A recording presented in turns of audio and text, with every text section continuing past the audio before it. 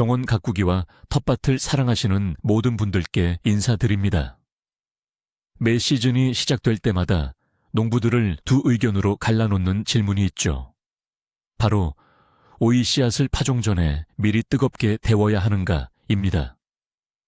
어떤 분들은 이 방법이야말로 역대급 수확의 비결이라고 맹신하고, 또 다른 분들은 시간 낭비일 뿐만 아니라 오히려 해가 된다고 주장합니다. 과연 진실은 무엇일까요?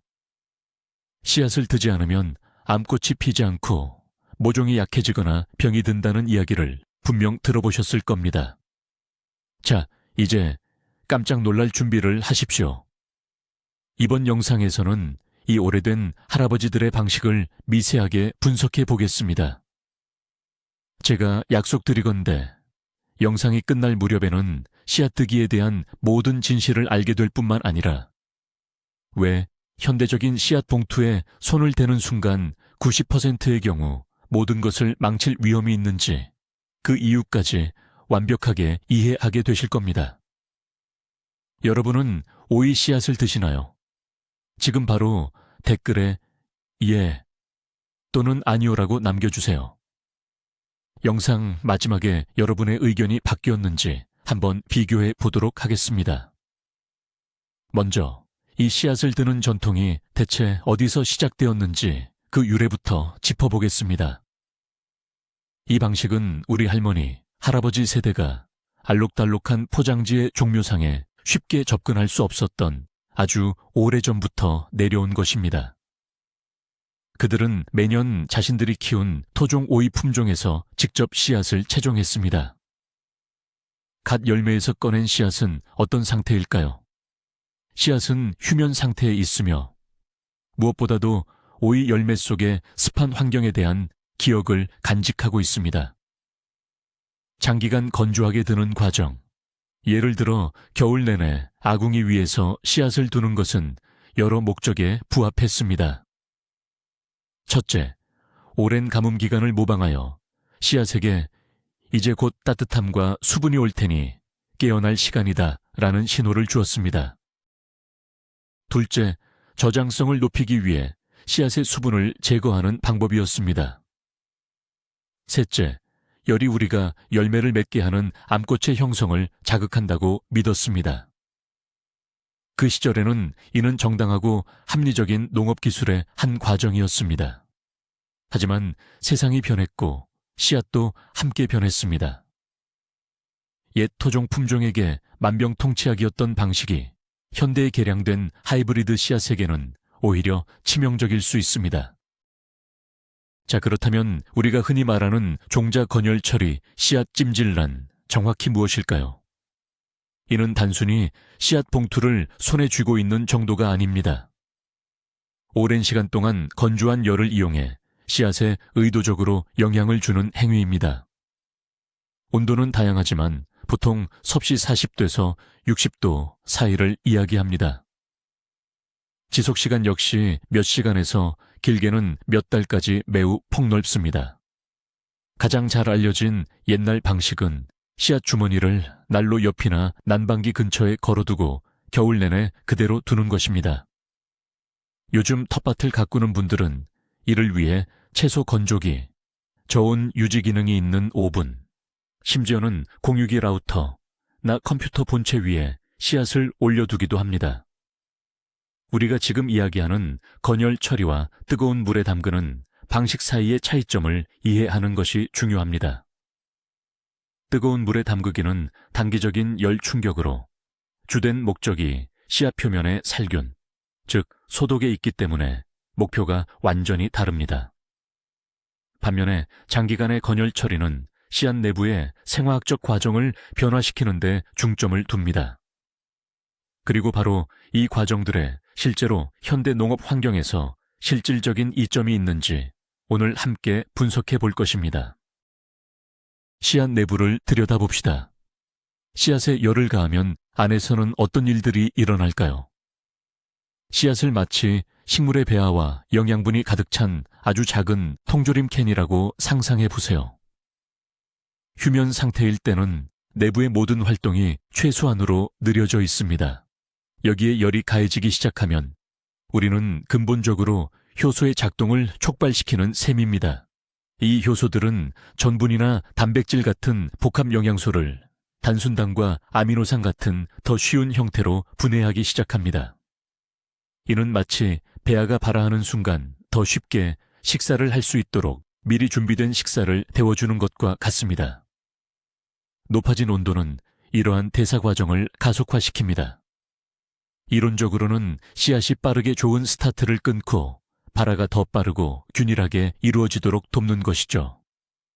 즉, 우리는 씨앗을 휴면 상태에서 인위적으로 깨워 활동적인 삶을 준비시키는 것입니다.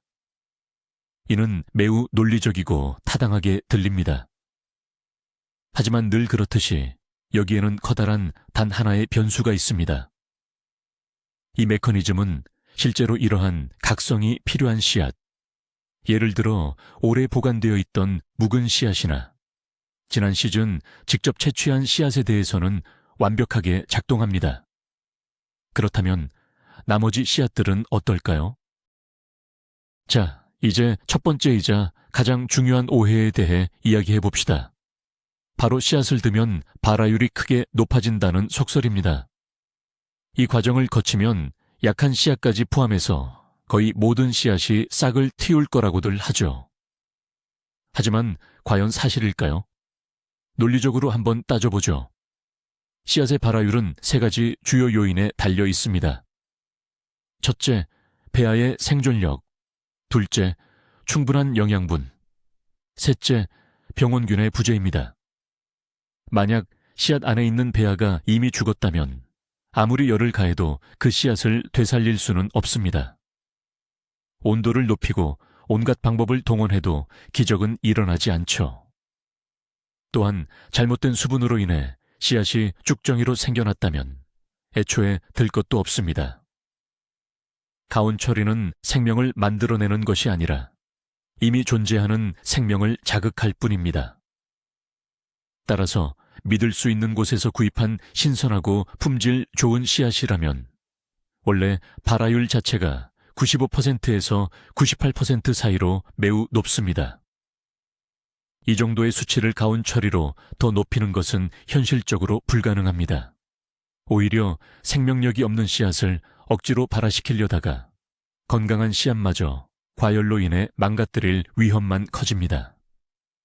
이 속설은 종자 품질이 낮았던 옛날에 못 쓰는 씨앗을 걸러내는 어떤 과정이라도 마치 기적처럼 여겨졌던 시절에 생겨난 이야기입니다. 오이 씨앗의 발화율에 대한 오해를 좀 더 깊이 파헤쳐 보겠습니다. 씨앗 예열을 주장하는 사람들은 흔히 저는 예열했더니 싹이 아주 잘 나왔어요 라고 말합니다. 하지만 그들은 훨씬 더 중요한 다른 요소들을 놓치고 있습니다.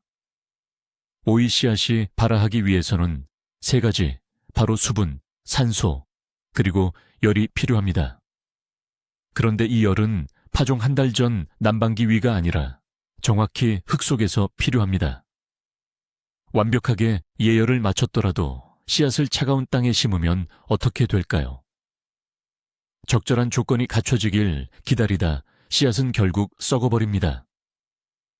반대로 예열하지 않은 싱싱한 씨앗을 준비해서 20이 돼서 25도 사이에 부드럽고 습하며 따뜻한 흙에 심는다면 3일에서 4일 만에 싹을 틔울 것입니다. 이는 여러분이 씨앗에 완벽한 환경을 제공했기 때문입니다. 즉, 발화하는 그 순간의 배지 온도가 사전 예열보다 수십 배는 더 중요하다는 뜻입니다. 씨앗을 난방기에 올려놓고 시간 낭비와 위험을 감수하기보다는 차라리 양질의 흙을 준비하고 모종에 적합한 온도 관리를 하는데 노력을 집중하는 것이 좋습니다. 이는 오래되고 논란 많은 예열 방식보다 훨씬 예측 가능하고 확실한 결과를 가져다 줄 것입니다. 발화율 신화 속에 숨겨진 첫 번째 진실은 바로 이것입니다. 씨앗을 따뜻하게 하는, 즉 프로그래밍은 실제로 도움이 될 수 있지만 발화율 자체를 높이는 것이 아니라 씨앗의 발화력을 확인하는 데 유용합니다. 이 과정을 우리는 열적 선별이라고 부를 수 있습니다. 한번 상상해 보세요. 당신에게는 손수 채취한 씨앗 한 봉지가 있습니다. 이 안에는 강하고 건강한 씨앗도 있지만 배아가 손상되었거나 양분이 부족한 약한 씨앗들도 섞여 있습니다. 이 모든 씨앗을 통제된 스트레스, 즉 열 처리에 노출시키면 가장 약하고 생명력이 없는 씨앗들은 이 스트레스를 견디지 못하고 완전히 죽게 됩니다. 반면 강한 씨앗들은 오히려 발달에 필요한 자극을 받게 되죠. 그 후 씨앗을 물에 불리는 과정을 거치면 죽은 씨앗들은 물에 불지 않거나 표면에 뜨게 되어 쉽게 걸러낼 수 있습니다. 즉, 당신은 발화율 자체를 높이는 것이 아니라 미리 불필요한 약한 씨앗들을 제거하는 것입니다. 스스로의 힘을 증명한 씨앗들만 심는 것이죠. 이는 과거 수작업으로 넓은 면적에 파종할 때 매우 중요한 의미를 가졌습니다. 씨앗 하나하나가 소중했기 때문입니다. 하지만 오늘날 우리가 10알 정도의 선별된 씨앗이 담긴 작은 패키지를 구매할 때는 이러한 열적 선별 작업은 대개 필요하지 않습니다. 자, 이제 두 번째 거대한 미신에 대해 이야기해 봅시다. 바로 열 처리가 모든 병을 박멸한다는 겁니다. 정말 솔깃하게 들리지 않습니까? 씨앗을 뜨겁게 처리만 하면 바이러스도 곰팡이도 없는 건강한 식물을 얻을 수 있다고요. 하지만 안타깝게도 이것이야말로 가장 위험한 착각 중 하나입니다. 물론 고온이 병원균을 죽일 수 있는 건 사실입니다. 그러나 여기서 핵심은 온도가 몇 도인지, 그리고 얼마나 오랫동안 지속하는지입니다. 씨앗 표면에 있는 대부분의 곰팡이, 포자나 박테리아는 60도 정도의 온도에서 사멸합니다. 하지만 씨앗 내부에 숨어있는 오이 모자이크 바이러스 같은 경우를 보십시오. 이것을 완전히 없애려면 70에서 80도의 온도에서 무려 며칠 동안 열 처리를 해야 합니다. 자, 그럼 이 정도로 뜨거운 찜질 후에 연약한 오이 씨앗의 배아는 어떻게 될까요? 네, 맞습니다. 바이러스와 함께 씨앗도 그냥 삶아져 버립니다. 이런 식으로 병을 제거하려다가는 씨앗 자체를 파괴할 가능성이 매우 높습니다. 이건 마치 감기를 치료하려고 화산에 뛰어드는 것과 같습니다. 바이러스는 죽겠지만 당신도 남는 게 없죠. 그러므로 단순한 열 처리가 씨앗 소독의 확실한 방법이라고 믿는 것은 큰 오산입니다. 솔직히 말해서 씨앗 소독에 대한 이 통념에는 일리가 있습니다. 40도부터 50도 정도의 적당한 온도로 건조하게 가열하는 것은 실제로 씨앗 껍질 표면에 존재하는 일부 병원균의 수를 줄일 수 있습니다. 열은 곰팡이와 박테리아가 자라기 어려운 환경을 만들고 포자를 말려 부분적으로 비활성화합니다. 우리가 옷을 햇볕에 말리는 것과 비슷합니다. 자외선과 열이 약한 소독 효과를 내는 것처럼 말이죠. 하지만 이건 오직 표면 감염에만 해당되는 이야기입니다. 만약 병원균이 씨앗 내부 조직에 자리 잡고 있다면 이런 약한 가열은 아무런 손상도 주지 못합니다. 병원균은 조용히 때를 기다렸다가 이미 다 자란 식물에서 증상을 드러낼 겁니다. 그래서 훨씬 더 효과적이고 안전한 소독 방법들이 존재합니다. 예를 들어 과망간산 칼륨이나 과산화수소 용액 혹은 특수생물 살균제에 담그는 방식이죠. 이 방법들은 씨앗의 배아는 손상시키지 않으면서 병원균만을 목표로 제거합니다.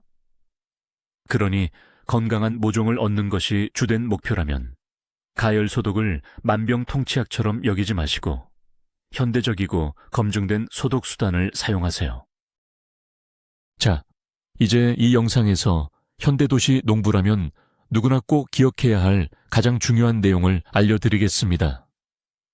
절대로 어떤 일이 있어도 현대식의 밝고 화려한 포장지에 담긴 씨앗, 특히 초록색, 빨간색, 파란색 등 여러 가지 색깔로 코팅된 씨앗은 열 처리하지 마세요. 이 알록달록한 코팅은 도대체 무엇일까요? 단지 예쁘라고 칠한 것이 아닙니다. 이것을 씨앗 코팅, 인크러스테이션 또는 드라제 처리라고 부릅니다.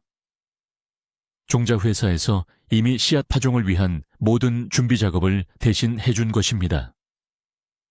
이 보호막 안에는 유용한 성분들이 모두 들어 있습니다.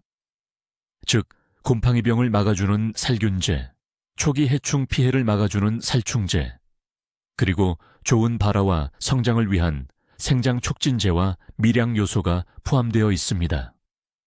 이것은 씨앗에게 필요한 모든 것을 제공하는 일종의 스마트 캡슐이라고 할 수 있습니다. 그런데 여러분이 이런 씨앗을 가열하기 시작하면 이 중요한 보호 코팅을 파괴하게 됩니다. 화학 성분들이 온도 변화에 의해 구조가 변형되면서 효과가 없어지는 것은 물론이고 씨앗의 배아에 독성 물질로 작용할 위험이 생깁니다. 결국 돈을 주고 구입한 모든 이점을 스스로 없애버리는 것이며 심지어 씨앗을 망치거나 독성 물질로 오염시킬 위험까지 감수하게 되는 겁니다. 포장지의 제조사가 이미 처리된 씨앗이므로 물에 담그거나 열 처리하지 마세요 라고 적어 놓는 것은 다 이유가 있습니다. 포장지를 반드시 읽어보시고 전문가의 지침을 따라주세요.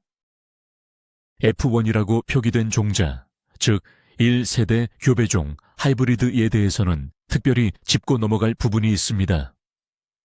이 종자들은 육종 전문가들의 길고 지난한 노력의 결실입니다.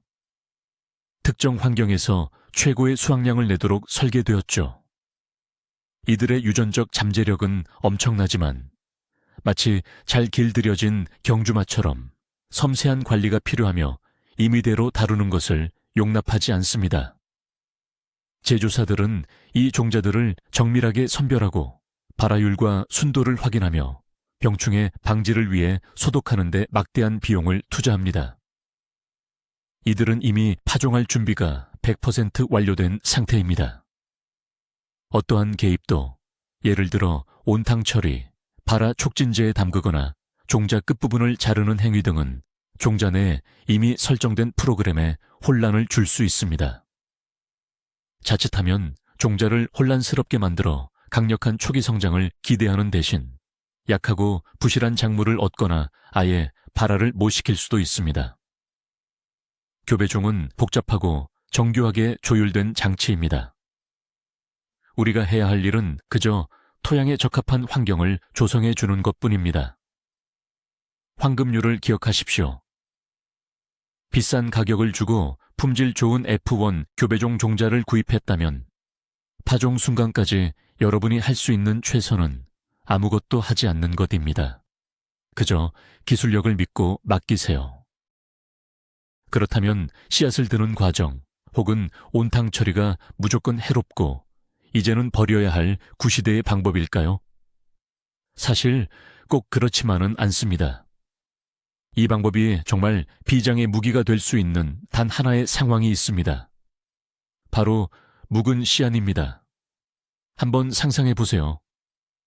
텃밭 창고나 서랍 구석에서 5년, 6년, 심지어 7년이나 된 오래된 오이 씨앗 봉투를 발견했다고 말이죠. 당연히 유효 기간은 한참 전에 지났을 겁니다. 버리기는 아깝고 그렇다고 심잔이 싹이 하나도 안 트면 어쩌나 걱정부터 앞섭니다. 바로 이때 조심스럽고 부드러운 약한 가온 처리가 해답이 될 수 있습니다. 긴 저장 기간을 거치면서 씨앗의 활력은 거의 바닥까지 떨어졌고 씨앗 속의 배아는 깊은 잠에 빠져 있기 때문이죠.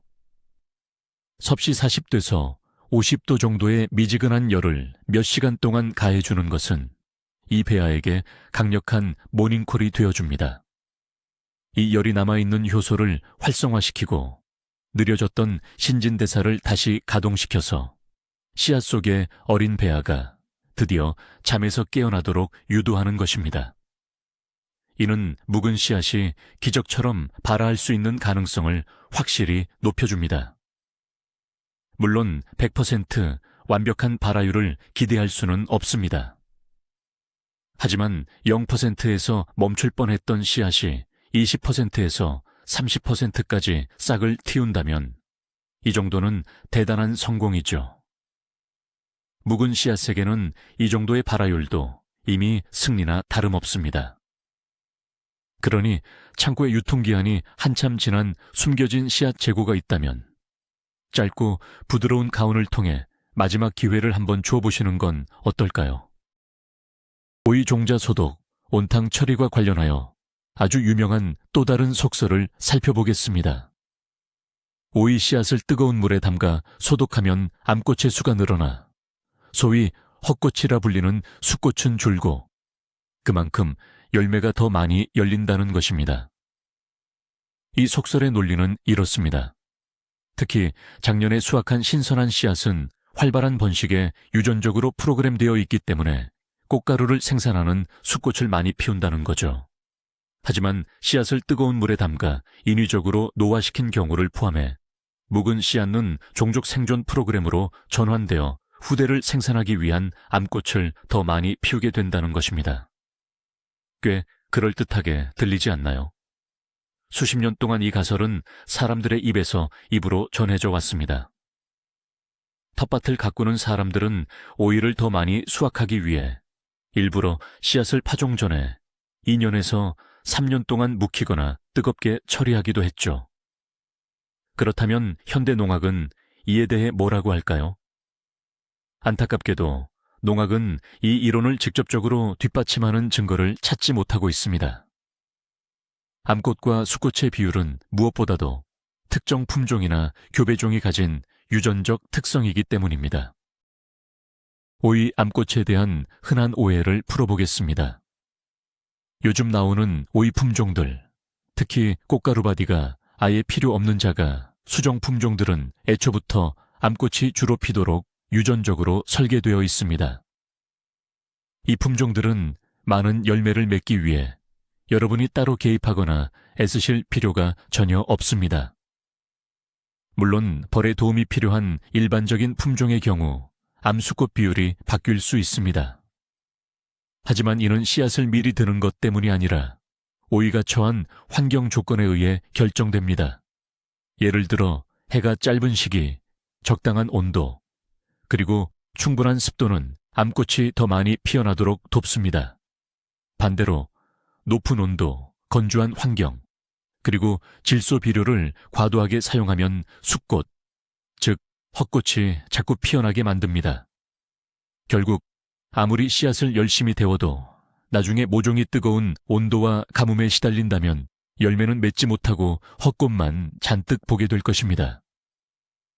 반대로 오이에게 편안하고 좋은 환경을 제공해주면 씨앗 주변에서 복잡한 일을 하지 않아도 풍성한 결실을 얻을 수 있습니다.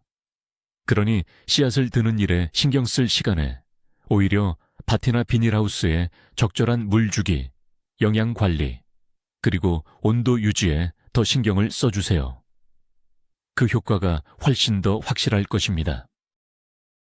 좋습니다. 신중하게 따져본 결과 특정 상황에서는 씨앗의 활성화를 위한 열 처리가 반드시 필요하다고 결정했다고 가정해 봅시다. 예를 들어 집에서 보관하던 오래된 씨앗이거나 유통기한이 지난 봉투에 든 씨앗일 경우겠죠. 그렇다면 해가 되지 않도록 이 과정을 어떻게 올바르게 진행해야 할까요? 가장 중요한 규칙은 서두르지 말고 과도하게 하지 말라는 것입니다. 오븐은 절대 사용하지 마세요. 오븐은 온도 조절이 매우 어렵고 씨앗을 삶아버릴 위험이 엄청나게 큽니다. 가장 안전하고 검증된 방법은 바로 일반적인 난방기구 위를 활용하는 것입니다. 씨앗을 종이 위에 얇게 펼치거나 천 주머니에 담아 따뜻하지만 너무 뜨겁지는 않은 곳 위에 올려두세요. 이상적인 온도는 약 40도 정도입니다. 이 상태로 2주에서 3주간 두어야 합니다. 만약 난방기구가 너무 뜨겁다면 씨앗 밑에 수건을 여러 겹 접거나 두꺼운 책을 깔아 온도를 조절해 주세요. 또 다른 선택지는 식품 건조기 디하이드레이터를 사용하는 것입니다. 가장 낮은 온도인 35도에서 40도 사이로 설정하고 하루 정도 그대로 두는 방법입니다. 중요한 것은 지속적이고 적당하며 건조한 열입니다. 그리고 기억하세요. 이 방법은 오직 건조하고 아무런 화학적 처리도 되지 않은 씨앗에만 적용해야 합니다. 씨앗을 열 처리하는 것보다 더 효과적이고 안전하게 작용하는 방법은 없을까요? 사실 꽤 여러 가지 대안이 있습니다. 첫 번째이자 가장 중요한 방법은 소금물 선별 염수 처리입니다. 물 한 컵에 소금 한 티스푼을 녹인 후 그곳에 씨앗을 담급니다. 10분에서 15분 정도 지나면 충실하고 품질 좋은 씨앗들은 모두 바닥으로 가라앉을 것이고 비어있거나 부실한 씨앗들은 물 위로 떠오를 겁니다. 물에 뜬 씨앗은 어차피 싹이 나지 않으므로 미련 없이 버리세요. 이 방법으로 위험 부담 없이 최상의 씨앗만을 골라낼 수 있습니다. 두 번째 절차는 소독기입니다. 이미 말씀드렸듯이 과망간산 칼륨 용액, 클로르헥시딘 또는 피토스포린 같은 전용 소독제에 20분에서 30분 동안 담가두는 것이 단순히 열 처리하는 것보다 병원균을 훨씬 효과적으로 제거합니다. 세 번째는 발화 촉진입니다. 에핀이나 지르콘 같은 활력제 용액이나 심지어 일반 알로에 주스에 씨앗을 몇 시간 동안 담가두면 발화에 강력한 시동을 걸어주고 미래 식물의 면역력을 높여줍니다. 이러한 모든 방법들은 과학적으로 입증되었으며 올바르게 사용하면 안전하고 예측 가능한 결과를 제공합니다. 이는 논란의 여지가 많고 위험성이 있는 열 처리와는 분명히 다릅니다. 이번에는 씨앗 가온 처리와 자주 헷갈리는 또 다른 방법, 바로 씨앗 담금질에 대해 이야기해 보겠습니다. 씨앗 가온이 따뜻한 온도를 이용하는 것이라면 담금질은 정반대의 온도, 즉 교차되는 온도를 활용하는 방법입니다. 이 담금질의 목적은 나중에 자랄 작물의 스트레스 저항성을 높여서 갑작스러운 온도 변화를 잘 견디게 하는 것입니다. 그렇다면 어떻게 하는 걸까요? 먼저 씨앗이 충분히 불어날 때까지 물에 담가 불립니다. 그 다음 젖은 천이나 키친타월에 싸서 12시간 동안 실내 온도 정도의 따뜻한 장소에 둡니다. 그리고 그 다음 12시간은 온도가 0도나 1도 정도인 냉장고에 넣어 차갑게 만듭니다.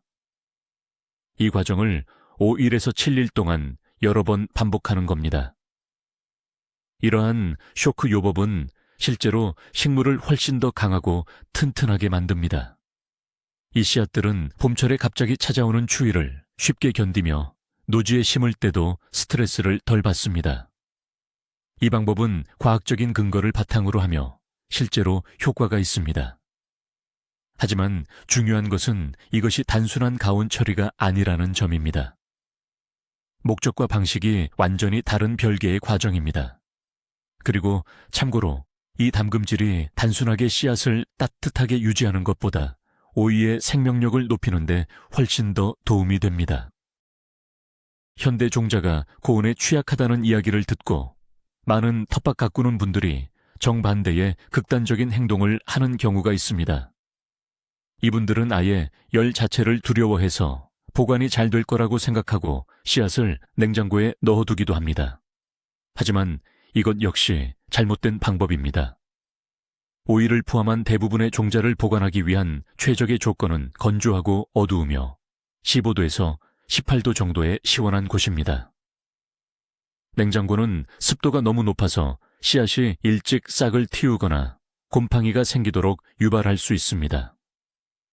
또한 지속적인 저온 환경은 종자에게 전혀 이득이 되지 않습니다.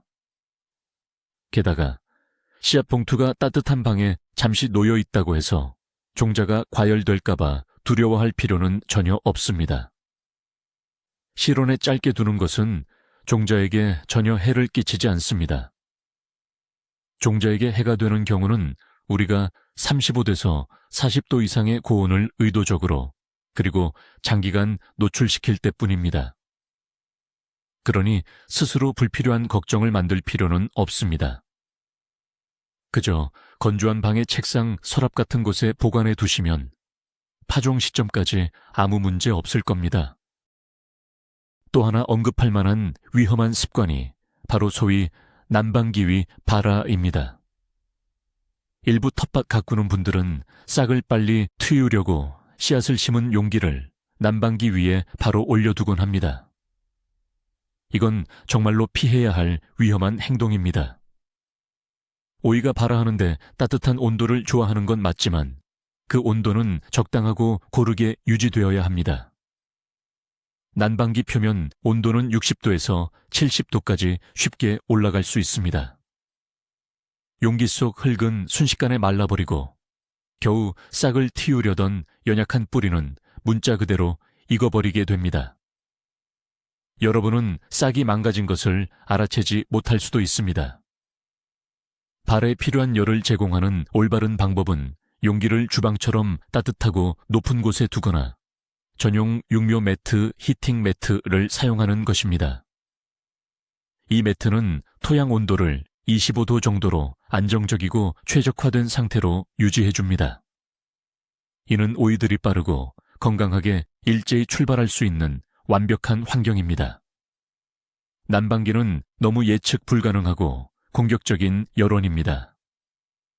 모종을 키우는 모든 단계에서 피해야 할 대상입니다. 이제 간단하게 중간 결론을 내보겠습니다. 씨앗 온탕 처리 혹은 가온는 만병통치약 같은 기적의 방법이 아닙니다. 그 효과는 매우 과장되어 있으며 대부분의 경우 아예 필요 없거나 오히려 해로울 수도 있습니다. 현대에 코팅 처리된 씨앗이나 F1 교배종에게는 절대적으로 피해야 할 금기 사항입니다. 신선하고 품질 좋은 순수 품종 씨앗에는 시간 낭비일 뿐인데 이미 그 자체로 발화율이 높기 때문입니다.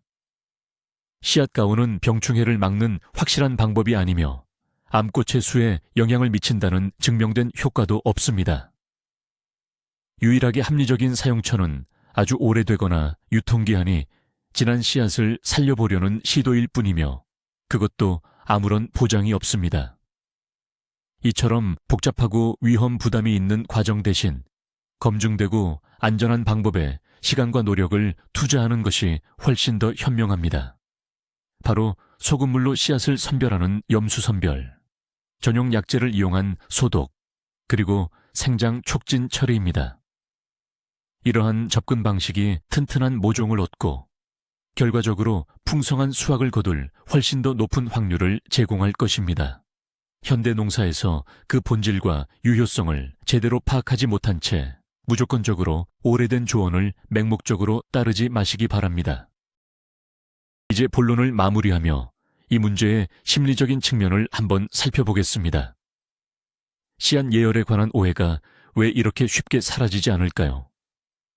그것은 정원색에 일종의 통제감을 주기 때문입니다. 무언가 중요한 일을 하고 있고 씨앗을 돕고 있다고 느끼며 우리의 노력과 정성을 쏟아붓는다고 생각하게 만듭니다. 씨앗이 땅에 묻히기도 전에 미래의 수확량에 영향을 줄 수 있다는 환상을 심어주는 것이죠. 하지만 현대적인 종자에게 있어 최고의 도움은 방해하지 않는 것이라는 사실을 받아들이기는 훨씬 어렵습니다. 이미 종자 생산자가 파종을 위한 모든 준비를 완벽하게 맞춰놓았기 때문입니다. 우리의 역할은 이제 씨앗에 대한 비과학적인 행위에서 벗어나 생장의 이상적인 환경, 즉 토양 준비와 정확한 급수, 충분한 광량, 그리고 영양 공급을 조성하는 쪽으로 전환되어야 합니다. 이는 단순히 씨앗 주머니를 난방기 옆에 걸어두는 것보다 훨씬 더 많은 지식과 체계적인 접근법을 요구합니다. 하지만 바로 이러한 접근법이 현대적이고 사려 깊은 정원사를 구별짓는 기준이 됩니다. 효과적인 부분에서는 기술을 신뢰하고 정말로 경험이 필요한 부분에서는 우리의 노하우를 적용하는 법을 배워야 합니다. 오래된 미신을 버리는 것은 전통에 대한 배신이 아니라 더욱 의식적이고 성공적인 정원 가꾸기를 향한 진정한 한 걸음입니다. 이제 저희가 조사한 내용을 최종적으로 정리해 보겠습니다. 오이 씨앗, 과연 싹을 틔우기 전에 꼭 온도를 높여줘야 할까요? 답은 생각보다 간단하지 않았습니다. 핵심 결론은 이렇습니다. 오늘날 95%의 경우 정답은 아닙니다입니다. 오히려 해로울 수 있습니다. 만약 여러분이 최신 품종의 F1 하이브리드, 코팅 처리된 종자 혹은 기능성 처리가 된 씨앗을 구매했다면 어떤 형태의 가온 온도 높이기도 씨앗의 잠재력을 파괴하는 지름길이 될 수 있습니다. 필요한 모든 전처리는 이미 전문가들에 의해 완료되었습니다. 여러분이 할 일은 그저 적절한 환경에 씨앗을 파종하는 것뿐입니다. 가온 처리는 좋은 품질의 씨앗 발화율을 높이지 못하며 효과적인 살균 방법도 아닙니다. 암꽃의 개수를 늘려준다는 속설 역시 과학적인 근거가 부족합니다. 이 방법을 시도해 볼 수 있는 유일한 경우는 아주 오래되거나 유통기한이 지난 씨앗을 마지막 희망으로 살려보려 할 때뿐입니다. 다른 모든 상황에서는 차라리 씨앗의 선별, 현대적인 약품을 이용한 소독, 그리고 토양에서 이상적인 발화 환경을 조성하는 데 집중하시는 것이 좋습니다. 끝까지 시청해 주셔서 감사합니다. 이제 여러분이 확실한 지식으로 무장하셨으니 더 이상 아쉬운 실수를 반복하지 않으시기를 바랍니다. 채널 구독과 좋아요, 그리고 알림 설정은 필수인 거 아시죠? 이제 마지막 질문입니다. 이 영상을 보신 후 씨앗 가온에 대한 여러분의 생각이 바뀌었나요? 댓글로 여러분의 생각이나 개인적인 경험을 공유해 주세요. 함께 이야기 나눠 봅시다.